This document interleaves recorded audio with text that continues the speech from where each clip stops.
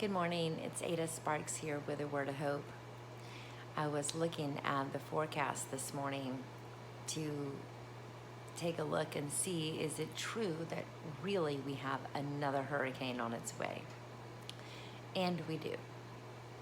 And I thought, how is it that we just keep getting these waves and waves of incredibly terrible news?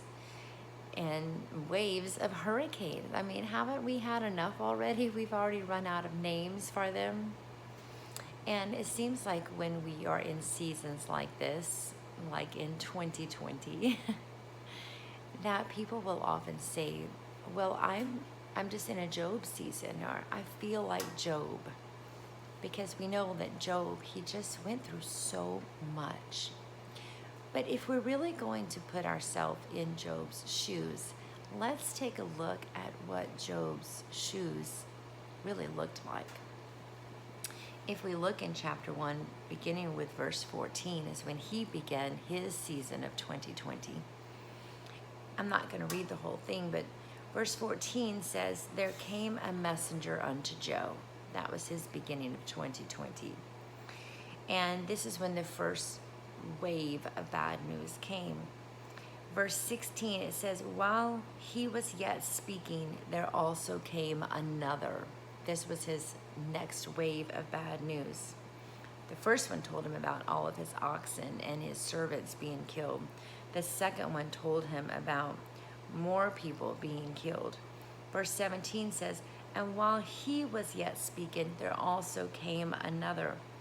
This one tells him about the rest of his animals being killed. In verse 18, and while he was yet speaking, there also came another. And of course, the last one tells us about how his children were killed. Everything he owned, everyone he loved, killed. They couldn't even finish talking before the next wave of bad news. That's how we feel.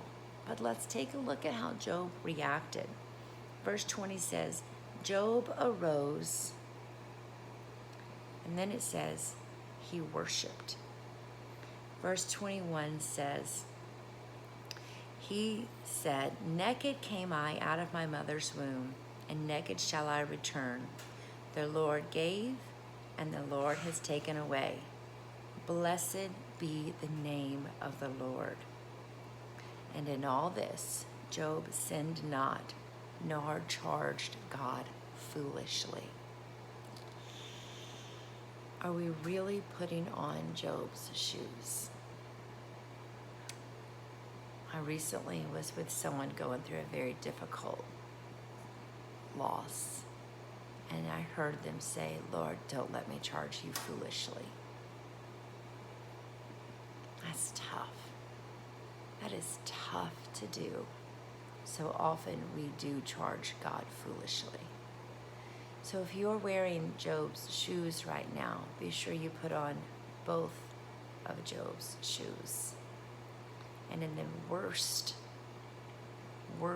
season, let's continue to praise the Lord in the storm. Literally. And be wise, not afraid.